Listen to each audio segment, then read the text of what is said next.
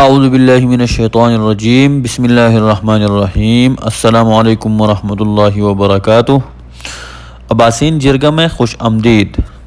دوستو، آج کی اس ویڈیو میں ہم آپ کو سکندر اعظم اور اس کے فتوحات اور اس کے حملوں کے اثرات کے بارے میں بتائیں گے کہ سکندر اعظم کون تھا اور کہاں سے آیا اور کیسے اس نے حملے کی، کیسے اس نے فتوحات کی اور اس کے حملوں نے بر صغیر پاک و ہند پر کیا کیا اثرات مرتب کیے۔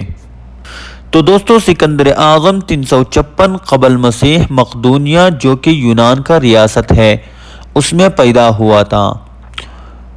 اس کا باپ ریاست مقدونیہ کا حکمران تھا جو کہ بڑا عقل مند شخص تھا۔ سکندر کے والد نے سکندر کی تعلیم و تربیت میں کوئی کسر نہیں چھوڑی، حتیٰ کہ سکندر کی تعلیم و تربیت میں مشہور فلسفی ارسطو نے بھی حصہ لیا۔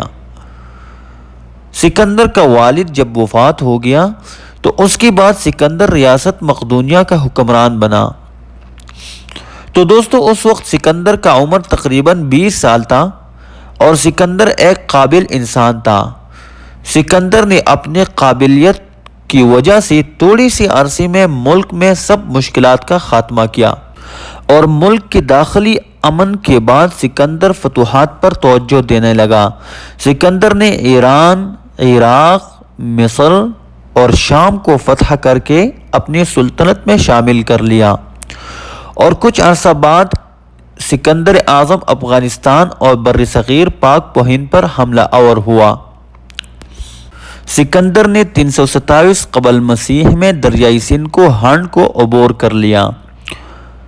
دوستو، ہانڈ موجودہ خیبر پختونخوا کے ضلع صوابی کا پرانا نام ہے۔ تو دوستو، ہانڈ یعنی صوابی کو عبور کرنے کے بعد سکندر جا کے ٹیکسلا پر قبضہ کیا۔ ٹیکسلا پر قبضے کے بعد دریائے جہلم کے قریب سکندر کی لڑائی راجہ پورس سے ہوئی اور پھر اس کے بعد دریائے چناب اور دریائے راوی کے درمیانی علاقے پر قابض ہوا اور ساتھ ساتھ آہستہ آہستہ دیکھتے دیکھتے سکندر نے دریائے بیاس کا علاقہ بھی فتح کر لیا۔ سکندر اعظم مزید آگے بھی بڑھنا چاہتا تھا لیکن سکندر کی فوج تک چکی تھی۔ فوج تک جانے کی وجہ سے اور لشکر کے اصرار پر سکندر نے آگے بڑھنے کا ارادہ ترک کر دیا اور 326 قبل مسیح میں واپس روانہ ہو گیا۔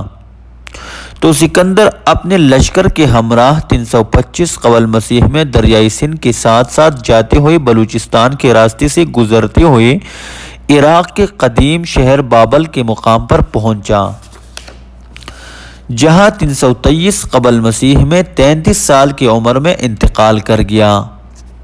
تو دوستو، یہ تھی سکندر اعظم کے حالات زندگی اور اس کی فتوحات اور اس کے حملوں کی تاریخی پس منظر۔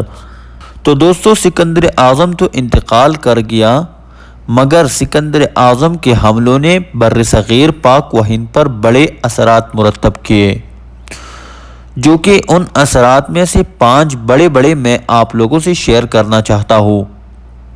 نمبر 1، سکندر اعظم نے مغربی ممالک کے لیے بر صغیر پاک و ہند کے راستے کی نشاندہی کی۔ اس سے پہلے یہ راستے مغربی ممالک کے لوگوں کو معلوم نہیں تھے۔ نمبر 2، مغربی ممالک کے ساتھ بر صغیر پاک و ہند کی تجارت کا آغاز ہوا۔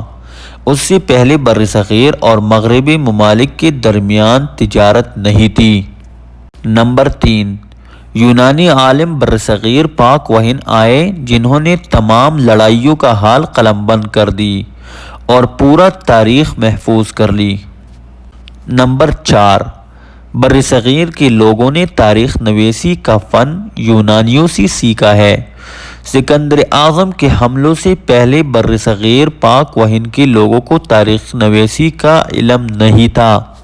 نمبر 5، یونانیوں نے یہاں کے یعنی بر صغیر پاک و ہند کے باشندوں سے علم ریاضی اور علم نجوم کی بنیادی باتیں سیکھی۔ تو دوستو، اب تک کے لیے یہی کافی ہے۔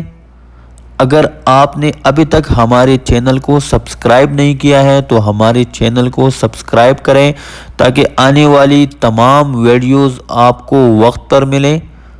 اللہ تعالی ہم سب کا حامی و ناصر ہو اور اللہ تعالی ہم سب کو اپنے حفظ و امان میں رکھے۔